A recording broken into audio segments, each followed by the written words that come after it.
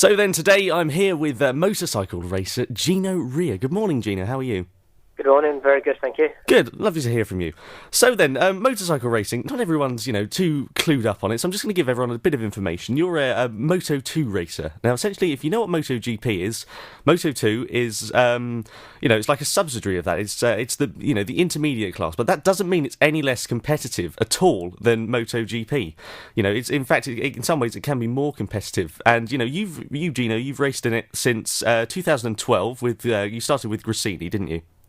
Yeah, that's right. Yeah, that was my first year last year. And how do you think that went if you reviewed it, how would you say your debut season was?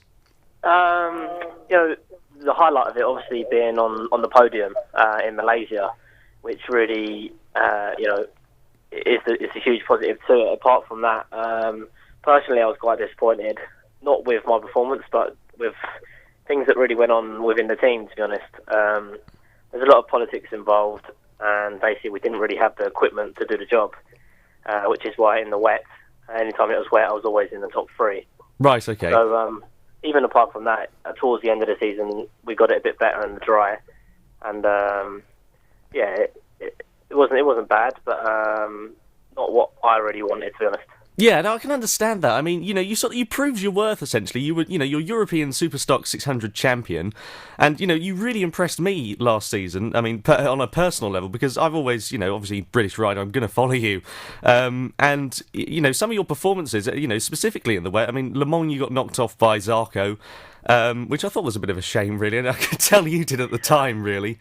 So, but no, you seriously did impress me last season, because it's not easy trying to adapt to such a bike, I can imagine, after, being on super sport machinery and super stock as well. Yeah, that's right. I mean, as a debut year, like I said, it wasn't too bad. And from the outside, as a rookie in the championship, having to learn new circuits, new bike, new tyres, it looks pretty good from the outside, but obviously being on the inside, being the rider and knowing sort of what I had to put up with throughout the year, I was a little bit disappointed with some of the results. But like you said, obviously, at Le Mans I was in third and got knocked off. I was on the podium in Sepang, and then in the last race I was battling with, obviously, Marc Marquez. That was in the wet as well, and I was in the top three. Indeed. And so you've cut your ties with Gresini at the end of last season. You were scheduled to ride with a team called ESGP, who were going to race the British-made FTR chassis. Obviously, British rider, British team, essentially. It was all sort of lined up to go so well, and then after a sponsor, I believe, or from what I've heard, pulled out, then they had to drop their plans, essentially, and sort of leave you sort of in the balance. Is that correct? Yes, exactly right. Basically, I'd done a deal with them at the end of the last season, just after the last race. We went and tested in Spain with them and with FTR, who are the chassis manufacturer. Tests went pretty well. And then basically in January of this year, they had to basically confirm to the organisers and pay the entry fee. But the sponsor pulled out just before, and it really left them with no choice but to withdraw from the championship. So that left me on my arse. Yeah, I can imagine. I mean, but you weren't going to let that defeat you. You sort of you decided after that to set up like a donations package and run your own team, essentially. To wildcard in the European rounds with the FTR chassis. So do you want to tell us a little bit about that and how that came about, and how you think it's sort of gone so far? Mm-hmm. Yeah, basically, we had two options. We had either to sit and wait at home until a permanent rider, unfortunately, got injured, and we would replace them, which is never a nice thing to replace an injured rider. But a lot of riders get injured, and it happens. Oh, I can imagine. It's probably not very nice. And the other option was to run our own team and just keep my face in the paddock and do some wildcards. And basically, how it started, it was myself and my father's decision. We had the support from FTR. They would basically supply us the bike. We had to raise the funds to get to the races. And obviously, starting our whole team from scratch is a lot harder than we thought it would be, to be honest, when you're starting from scratch. But yeah, basically, like you said, the way I went about it, I made an online webpage, GinoReaClub.com, and basically asked the public to help me race. And what I wanted to do is give something back to the public in return. So I basically set up different packages that they could purchase, I suppose, from signed posters, signed just little postcards, to signed T-shirts, signed hoodies, and also like hospitality passes and VIP packages. And I've got to say, it went from there.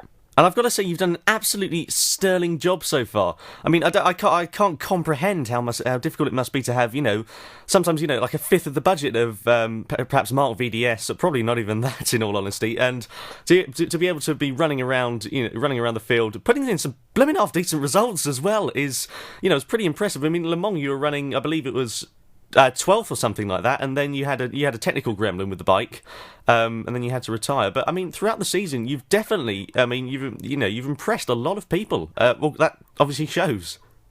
Yeah, that's right. I mean, like you said, we had the budget just to get to the race, and we was on a shoestring budget. We were running out of the back of a little van and a tent, whereas all the multi-million-pound teams had the big trucks, garages, and they're able to go testing and arrive at a race ready to race, Whereas we arrived at our first race in Le Mans without testing.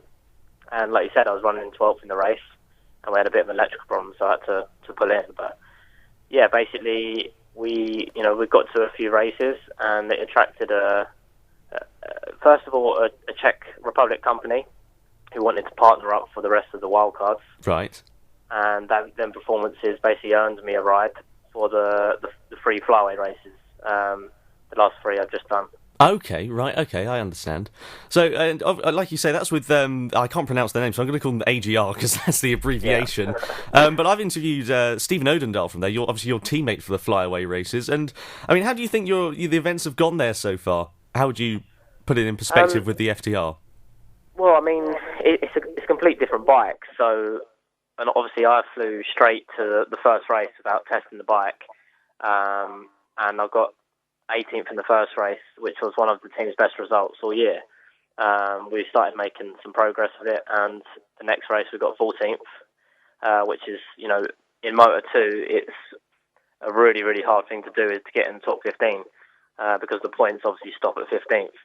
Exactly. So as soon as you get in the points, that's what really people take notice of. And I was able to do that again the weekend later. So yeah, certainly. So, I mean, you've done an absolutely cracking job. You've achieved, their best results all season, which is no mean feat. And like you say, with a field of 30, sometimes, closer to 40 riders, it's absolutely astonishing to see. I mean, and, like I say, you've done an absolutely cracking job on the bike that's, it's been unknown to you, essentially. Like you say, you didn't have any testing prior to going to the event. And, you've adapted to it, really well, in a sense. Yeah, that's right. I think the most positive things for me was, like you said, it adapting to it quickly, and I was able to beat my teammate in all three races, and he's been on it obviously all year. So I think the team really took notice of that, and we struggled with the bike.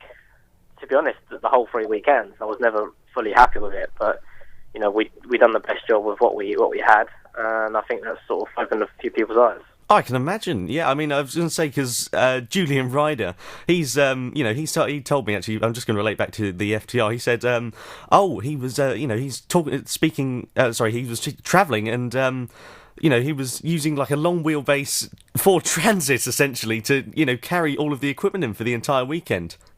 Compared to the massive trucks and people, like the hospitality tents that people have. Like you say, you had one tent, a long wheelbase Transit with everything in for the entire weekend, and that was no mean feat at all. Yeah, that's right. I mean, it was a bit like 1960s style. We turned up in the back of a van. I actually have fold-down bunk beds in the van, and the bike stayed in next to me during the night. I was sleeping with my bike. It was very retro style. It's an intimate relationship you've got with your motorcycle there, and probably the only way that people would have it if they had a choice. So then, so for next season, then, like you say, you've opened a lot of people's eyes. Said, I'm Gino Rea. This is what I'm going to offer. So what would you like to be doing next season? I mean, I can't imagine how much it's going to be to raise sponsorship for next season. But I mean, obviously, you're going to try your best to do so. So tell us what you'd be like to doing next season, then. Ultimately, I want to be in a full-time ride in Moto2 Championship. At the moment, I've got one opportunity with a really good team who have been on the podium this year. They're basically holding the space open for me, but I need to bring some sort of sponsorship money. I was able to raise a couple of little sponsors who are willing to help me next year, but I need basically a few more sponsors, and that's really what I'm reaching out for is British companies who want to, back an English rider, because next year with Scott Redding going up, I'll be one of the only English riders, and Danny Kent going down to Moto3. So, well, that's it. I'm sort of reaching out for at the moment is sponsors, because at the end of the day, the teams require sponsorship money to be able to run the team, and unfortunately, at the moment, the way it is, they ask the riders to bring in the sponsors. Indeed. I mean, and something you getting paid for this is something that most riders can only dream of. It's not you'd be earning more if you were at home doing a like a full-time job essentially. But this is a full-time job. You don't get paid for the pleasure of it. I can imagine. You just do it for the love of motorcycle racing. Yeah, that's right. I mean, especially this year. Obviously, with the team pulling out and me running my own team, it's actually cost me a lot of money. I've had to pay to race, so I haven't been earning any money. Last year, I was obviously in a good position with the Grazini team, and I had actually a Russian sponsor, and they basically, paid my way for last year. Like I said, this year I've been paying my way myself. And I've run out of budget, unfortunately. Ah, yes. It is a shame because, I want to see you on the grid as much as the next person next season. And so if people want to sponsor you or, contact you potentially about sponsorship, how can they do that? Tell us the ways that they can get involved. The best way is just to go through one of my websites. Two main ones is ginoreaclub.com or ginorea.com. They can also follow me on Twitter, which is just @GinoRea. Okay, fantastic. And, I do wish you the very best of luck next season. I really do hope you get an absolutely, I hope you get a fantastic ride for next season. I hope you raise the sponsorship necessary and, I hope I can do everything in your power. You're more than welcome to come back at any other time, Gino, to come and have a chat with us or anything of the like. Okay, thank you very much. Brilliant, okay. Is there anything else you'd like to add just before we end? No, not really. Just like to say thank you to all my personal sponsors this year, and let's hope we can sort something for next year. Okay, fantastic. Gino, it's been a pleasure to chat to you. Thanks very much. Thank you. Cheers.